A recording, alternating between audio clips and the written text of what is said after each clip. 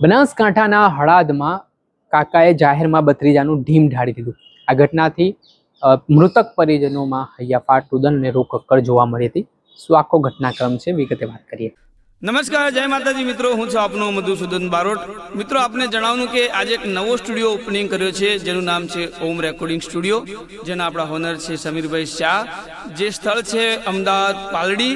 તો મિત્રો, ગુજરાતથી બહાર અને ઓલ ઇન્ડિયાથી તમે ક્યાંય પણથી જો સારા ગીતો હોય, કોઈ પણ પ્રકારનું ગીત હોય, તમારે જો ગાવું હોય તો ઓમ રેકોર્ડિંગ સ્ટુડિયોનો જરૂરી મુલાકાત લેજો। અહીંયા બહુ સારું મ્યુઝિક અને બહુ સારા પ્રકારના ગીતો મળી રહેશે, જેમાં નામી અનામી તમામ પ્રકારના કલાકારો અહીંયા રેકોર્ડિંગ માટે આવે છે અને આવશે।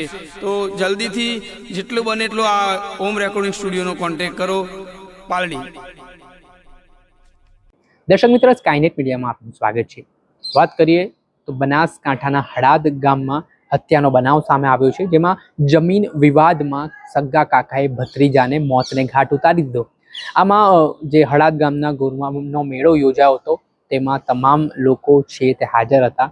ત્યારે જે પારિવારિક ઝઘડાઓ જમીનને લઈને ચાલી રહ્યા હતા, તેને કરુણ અંજામ આપવામાં આવ્યો। લોહિયાળ જંગ ખેલાયો, જેમાં આરોપી કાકા દ્વારા પોતાના ભત્રીજાને માથાના ભાગે બેટના ફટકા મારીને તેને હત્યા કરી નાખી। આ ઘટનાથી ઘેરા પ્રત્યાઘાત પડ્યા છે। આના કારણે લોકોમાં રોષ પણ જોવા મળી રહ્યો છે અને આ સમગ્ર બાબતને લઈને મૃતકના પરિજનો શું કહી રહ્યા છે તે સાંભળો। હવે સર, આ એવું થયું કે અમને બી પણ જાણ નથી। અમે તો અમારા ઘરે જ હતા, પણ આ તો વિડીયા પેલા મોબાઈલ ની અંદર વિડીયામાં વાયરસ થયું ને, એમાંથી અમને એમ ખબર પડી કે આ માણસને ઘા કરેલો હોય।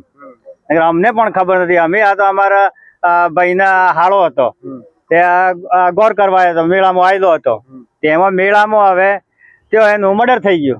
મર્ડર થઈ ગયું એટલે કેવું, બરાબરનું મર્ડર થયું, એટલે કે બેટે બરાબર ફટકારી દીધો, એટલે માણસ તો મરી ગયો। હવે એની માં અને એની ઘરવાળી હતી તે કુંવારસી, એમને પણ જોણ નથી। એમને જોણ નથી એટલે આ તો કે જેમ જેમ વિડીયા વાયરસ થયા ને, એમની એમાં એકબીજા જોણથી જોણ થઈ ગઈ। એટલે પછી અમે એ માણસો અમારે તે આજ પૂછ્યું કે ભાઈ અમારા છોકરા નોમ થયું હે તે આપણો છે, એટલે અમે પણ હંગાથે આવ્યા હતા। એટલે કે તેઓ અમે જોયું તો તેઓ લાશ ના, હવે લાશ તો તેઓ હતી નથી। અમે કીધું લાશ ગઈ ગયો, સિવિલમાં ગઈ હશે એમ કરીને અમે સિવિલમાં હોય ગયા, એટલે હોય ના, હવે અંબાજી લઈ ગયા લાશ। હવે અંબાજી લાશ લઈ ગયા એટલે અંબાજી અમારે કેવું એમ થયું કે અંબાજી હવે એની ઘરવાળી હતી, એની માં હતી, તો એની માં જવાબ કરે કે એની ઘરવાળી જવાબ કરે તો લાશ ઉપાડી શકાય। તો હવે મરેલી લાશ કઈ રીતે ગઈ? તો અમારું કેવું એમ થાય કે સરકારને કે ઓન ગમે તેમ કઈ અમારો નિર્ણય અમારો જોઈએ। પોલીસે ફરિયાદ લીધી? હા, પોલીસને ફરિયાદ આપી છે। અમે વેલર ના આવીએ, રાત્રે આવ્યા હતા। રાત્રે હવે એમ પોલીસે એમ કીધું કે સવારમાં 8 વાગે આવજો, તો 8 વાગે અમે આવ્યા હતા। 8 વાગ્યાના અમે લગભગ અત્યારે કેટલા વાગ્યા હે? અત્યારે 4 વાગવા આવ્યા। તાણે હવે એમ કે સાહેબ કે હવે કે હેડો કે ત્યાં અંબાજી મૂળ કારણ શું છે? હા, એમ જમીન બાબત થી કઈ હશે, જમીન બાબત થી આ ઝઘડો થયો। શું બેન નામ તમારું? પીકીબેન। પીકીબેન, શું ઘટના હતી? તમારા જે હસબન્ડ છે એમને ડેથ કરવામાં આવી, શું ઘટના શું હતી અને કયા કારણથી મારવામાં આવ્યા? એ જમીન માટે જ, હા, જમીન માટે જ એમ કરીને એક વર્ષ નો બારો કાઢી મૂકેલો હતો અમને। એક વર્ષ નો બારો હતો તેમે એનો ગુર કરવા આવા હે મારી નો ખાય। અચ્છા, કોણ માર્યો?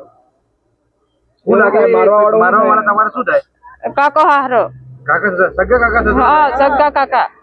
શું નામ એમનું? નામ શું એમનું? લોપા। લોપાભાઈ। પોલીસ ને ફરિયાદ આલી?